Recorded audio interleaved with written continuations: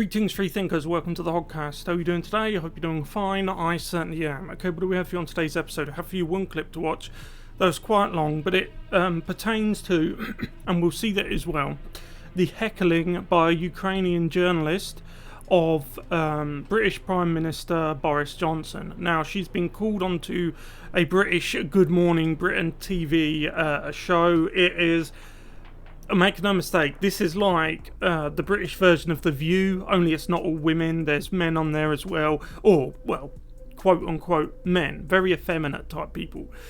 That's beside the point, right? So we're going to listen to what the Ukrainian journalist has to say. There's some points she makes that I disagree with, but let's get this straight out in the open. I'm not a Russian bot. I'm not an agent of Putin. I'm not a purveyor of misinformation. I am just giving my opinion on some of the things she said, and we're going to show what she said. Also, I of course do not support what Russia's doing in Ukraine. These are all just things that shouldn't have to be said, but you know why I'm saying them, yeah? So we'll get into the video now. If you haven't yet though, please like the video, subscribe to the Hoggcast, hit the notification bell and share the video around if you find the video informative. I also have a membership scheme. I have 9 amazing, beautiful members who honour and humble me that have actually become paying members of the Hoggcast. They support my content and find value in it, and that's an extremely humbling thing. You can be member 10 if you so choose, but of course you don't have to. Okay, let's go. For a no-fly zone. And Ukrainian people are desperately asking for the West to protect our sky. I see that my family members, that my team members are saying that we are crying. We don't know where to run. And Daria joins us now from Warsaw. Daria, thank you for being here. It was an impassioned plea to our Prime Minister. You're asking for a no-fly zone. Help us understand why that's important. The most devastating things which Russians are doing, they are sending missiles, and these missiles are hitting hospitals, they're hitting kindergartens, they're hitting churches. Which is a terrible thing, I agree. Nobody objectively can say that's a good thing, and they are doing that to an extent. They are doing that. Whether they're doing it deliberately, whether they're saying, hey, do you know what, let's strike the school, let's strike the hospital, my best guess would be, objectively, no. Right? Whatever you say about Putin, I don't think he said, yeah, we've got this many missiles, aim them all at the hospitals and the schools, ignoring the military targets. Don't think so. However, he is doing some pretty bad things. Now, that aside, she's talking about the missiles, right? I'm not a military expert. I've never been in the military or anything like that, but I do study it. I have a limited amount of knowledge now. My understanding is, right, even if you secured the whole of Ukrainian airspace, a missile could be fired from anything. It could be fired from 1,000 miles past the border. A missile could be fired from a submarine. Yeah? A missile can be fired from the ground. Doesn't have to come from an aeroplane above you. It can come from any which way. Right? And I know this is a bit of a strange analogy, but you know when they say, like, you know, with the coup, two weeks to stop the spread, be very careful. Wanting complete supreme control of the airspace over Ukraine is the one thing, but what will it lead to? Everyone can understand her plight, the plight of the Ukrainian people. Bear in mind, keep in mind, there's the Yemeni people who have been suffering for a long time. There are people all over the world, various parts of the world, that conflict is raging right now. Right? To secure the airspace over Ukraine is only going to ramp up tensions in a war that legally and morally isn't actually our fight. The people on the ground in many Western countries are actually tired of the whole hollow nut situation. She's saying we have like a moral high ground to do this, to do that. We just don't have that capability anymore. It's all with the West, it's all for show, it's a facade, yeah? They're hitting universities. and they are destroying everything. So Ukrainian army is strong enough on the ground, but we don't have enough protection for our sky. We don't have enough air defense systems. And what I was begging Boris Johnson yesterday is actually to impose either a no-fly zone or alternative solution for the NATO, which will enable NATO planes and air defense systems to hit Russian missiles which are over the Ukrainian sky. Yes, this goes back to my point before. First of all, let's get this out in the open. Ukraine isn't actually a part of NATO. So why NATO... The action Russia took on Ukraine doesn't breach any of the articles. I can't remember the specific what it's called in NATO, but there's an article that basically means you attack one, you attack them all. This is why he picked Ukraine, you see, because NATO legally has no jurisdiction over it. So you're saying we should go to Ukraine and shoot down Russian missiles, yeah?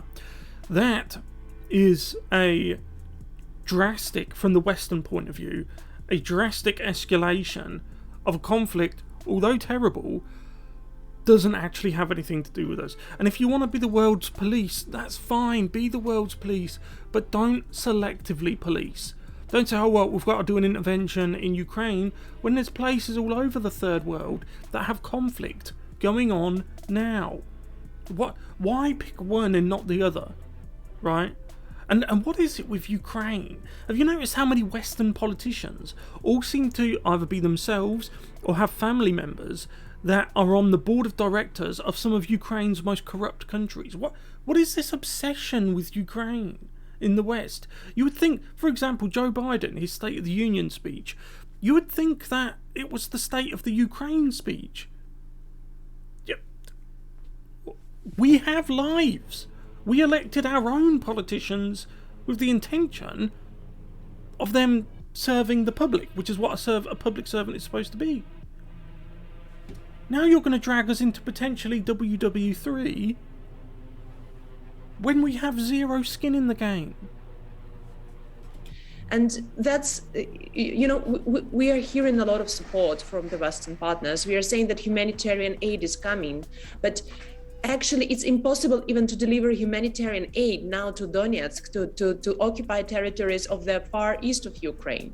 And in days, these people will be dying. Just there will be no water, no food, no heating, no electricity, no medicine. Which is a terrible thing. Nobody wants that. And if the option is to help without escalation is there, why not do it? But the thing is, the West has a lot of problems. We all know that. Who's gonna come and deliver humanitarian aid to us? Ukraine? You're going to become the world police when the West crumbles, which it is. It's being overtaken by all kinds of strange ideas. You know, these woke ideas that just seems to pervade everything these days. Right, you can't run a country like that for a long time. It'll eventually collapse without a single shot having to be fired. And who's going to drop humanitarian aid off to us? Yeah? And if there will be no protection of Ukrainian skies, there will be no even opportunity to evacuate these people. And you told that Ukrainian children with cancer are now in basements receiving their chemotherapy in Kiev, but there is... Then get them out of Kiev. If you're talking about sick children with cancer, look, you know, that's a red line, yeah? Get them out of Kiev, but bring them to across the border to a hospital where they'll be taken care of. I appreciate they're scared of everything they're going through now with what's happening with Russia. That must be terrible, a terrible burden for a child to deal with. So get them out. Get them out. If they need the treatment, only a monster would say, "Oh no, we can't take you." Bring them. There's no way out, how to evacuate them from Kiev now. And how can you do that without protecting sky? Imagine humanitarian aid and evacuation plans to come under the situation when a missile can hit them any time. Daria, I'm going to interrupt you because it's very, very important that we get your full message out there and we understand the position. It's quite clear that Putin is deliberately waging a campaign of aggressive war to starve the people of Kiev and other cities in Ukraine, which is unequivocally and without question a war crime. And those aid drops. If that's a war crime, look, it is, I'm not saying it's not, but what I'm saying is, what about the West with, can you remember weapons of mass destruction? That lie, that false flag, right? This is what we're saying. This is what us on the right keep saying. Apply the standard evenly. For the so-called white supremes, isn't it funny how it's only ever us on the right who seem to actively want to get people like George Bush, Tony Blair in particular? I have a deep-seated loathing for Tony Blair. Put them on trial at The Hague for what they did in Iraq. Look at Libya, what Obama and David Cameron, British Prime Minister at the time, I can't believe I voted for him. I really thought he was the real deal. How stupid was I? That was in 2010. Line them up at the Hague for to stand trial. Yeah? That's where the war crimes court is, in The Hague. Why is it just Putin? You understand what I mean? This is the point we're making. And the thing is, the West is in no position to keep poking Putin, which is what they've been doing. Would you tolerate, for my American views, oh, well, no, this analogy applies all over the West. Let's say, imagine, for example, North Korea, for example. Imagine if they did some kind of deal with a neighbouring country in the United States, say Mexico, and they put a missile defence system all along the Mexican border with the United States. Would you tolerate that? Look what happened during the Cold War when they were bringing those missiles to Cuba. Do you remember the Cuban Missile Crisis, they called it, didn't they? Look at how quickly the United States acted to make sure that they weren't pointed at them, at you. Just hear me out when I say this, but Russians feel the same way. Russians are human beings too, despite what Putin's been doing, yeah? They don't want Western missiles on their doorstep. Just think about that, right? Just think about it. That's all I'm asking. All I'm asking is for you to think about things from the opposite point of view, yeah? Drops will have to happen. How that happens without a no-fly zone is difficult. One of the concerns, you'll understand, Daria, is that the West and NATO allies are not under an obligation to assist Ukraine, and there is real concern about why. We're not under an obligation. We're not. The effeminate guy is, believe it or not, he's truthful when he says that. We don't have not even a moral obligation, because if it escalates into WW3, which it could do, I'm not saying it would, I certainly don't hope it will, and then our children end up in those situations, and who's going to come and help us? Do you see what I mean? Who's going to help us? The escalation and this elevating into a state of, and it may be alarmist, but that's what people are concerned about, Third World War. What do you have to say to that, Daria? I want to say to that their Western partners, specifically the United Kingdom and the United States, are obliged to protect Ukraine. Ukraine had the. This is something we always hear. It's the same with asylum seekers as well. Like for a long time, it's always, I have the right. You have an obligation to do this. You have an obligation to do that. Well, why? Why? Because you say so? The largest nuclear arsenal after the collapse of the Soviet Union. We gave up this arsenal under the assurances from the United Kingdom, United States, and Russia that if there will be security risks to our country, these three countries will protect us. So Russia. So I don't know what she's talking about there. I'm not sure if that's a verbal agreement. I'm not sure if that's a written document. I don't know. It could even just be a lie. I don't know. Let's err on the side of she's speaking the truth. Okay. If that is the case, that you said that, I mean, it sounds strange to me that Ukraine gave up the arms to Russia, and then all three powers agreed if there's a security concern to defend Ukraine. So what happens if the three partners who apparently have this huge moral obligation What happens if one of those partners is the security concern? What do the other two do then? Right? That's like, imagine if it's France, Britain and Germany, and France is the problem. What do Britain and Germany do then? And that's even if what she's saying is true. And again, I'm not saying that she's a liar. I'm just saying there's a lot of misinformation. It's all over the place. The ghost of Kiev, the Snake Island warriors, the soldiers on Snake Island, and so on and so on. What is this obligation? Where does it come from? Did you put it to the British people? Did the British people agree to it? Why should we risk obliteration because someone else says we have an obligation to? And as I said, I feel for the Ukrainian people. I also feel for the Russian people, because they're human too. And many of them, probably the majority, didn't see this war coming, don't know why it's happened, and most likely don't agree with it, yeah? Russia is shelling bombs, sending missiles to Ukrainian kids, and United Kingdom and the United States are saying, well, we don't have any obligations, we are afraid of the World War III, you guys deal with these missiles yourself. Is that how West is actually?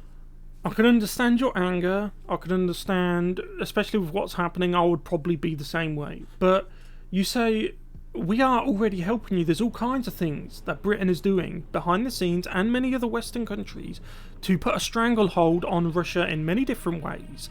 We're trying to be smart about it. We're trying to help you in a smart way. Instead of just rushing in and going do. And then the mushroom clouds appear over every big city. For what? Who's going to come to help us? Actually adhering to the obligations. And I want to say one important message is that Ukraine has 4 nuclear power plants and Russian missiles can hit them any moment. They were about to hit Ukrainian dam on Dnipro River. If they did that, like if they started hitting the nuclear power plants and they begin to leak like Chernobyl, then yeah, you might have a point, but only because that would then be Putin escalating things beyond any kind of what you're suggesting. Saying if Putin did do that, that wouldn't be a rational act. That wouldn't be the act of someone in control of their faculties, yeah. So let's just hit all of the nuclear power plants. Let's just open them all up to the environment, yeah. I can't see it, right? I can't see it. If it did happen, then just like in WW2, everyone would be forced to deal with the madman. But at the moment, Putin is just the bad man, not the madman. He's just bad, evil, yeah? And there's a lot of people out there who are evil, a lot of them. What do? You chase after all of them, right? Again, I appreciate your problem. I've got no problem with Britain helping you in limited ways. I've got no problem with Britain helping you in limited ways. But when we're not even in a military alliance with Ukraine, we're not in a defensive alliance, we have no obligation to help you. But we are doing it anyway. And I appreciate you're fixated on the missile situation. And I would be too if I was you. But if it escalates to the point of absurdity, who's going to help us? The West is crippled. This woman, look, I take it as a compliment. She seems to think that we're capable of things that we were once capable of. But the West isn't capable of it anymore because it's paralysed by identity politics. Literally paralysed by fear and distrust and partisan intrigue. Ukrainian defense system didn't defend that missile and it hit that missile, we could have already 1 million or even more murders of civilians. So Vladimir Putin doesn't care where to shot his missiles. But you're saying that with respect, appreciate a lot of issues. You're saying that. You're saying, oh, if you don't do this, 1 million civilians are going to die. This hyperbole. A lot of people have died, especially that. Do you remember that girl? She was only a young girl. Died horrible. She had a whole life ahead of her. Looked like a happy vibrant young girl and she was snuffed out. That's probably what has angered her so much, this Ukrainian activist. That says it all, doesn't it? Ukrainian activist.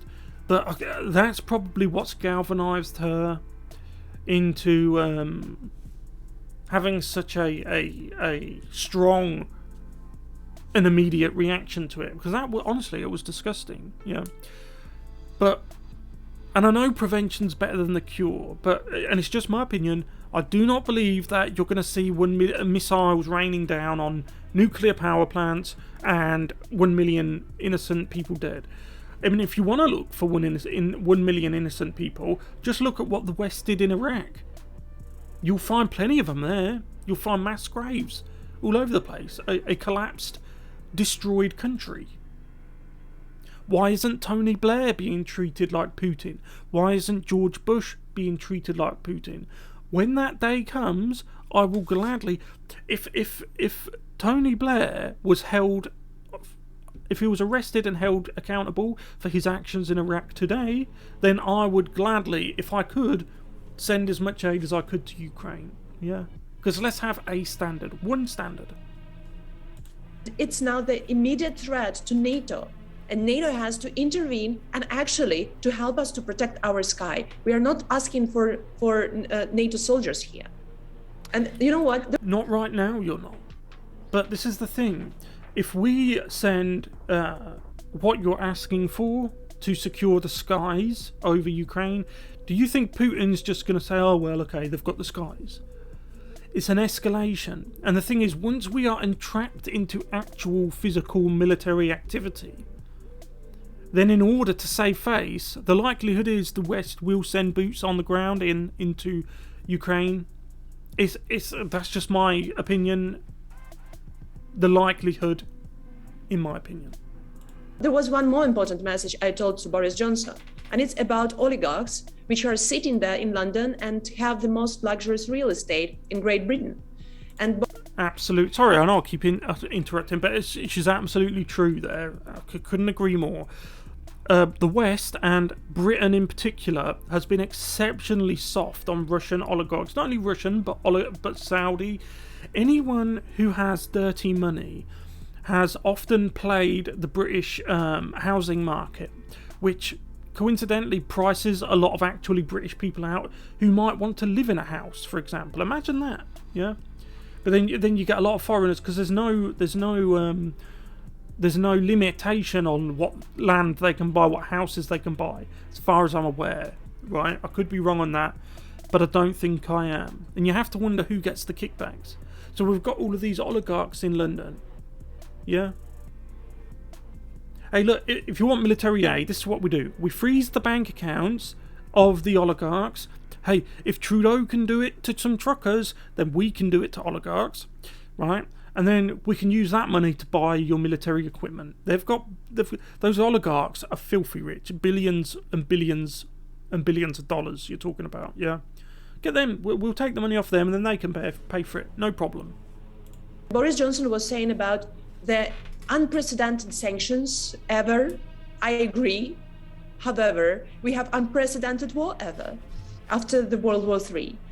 And we see that people like Roman Abramovich, Viktor Vekselberg, Alisher Usmanov,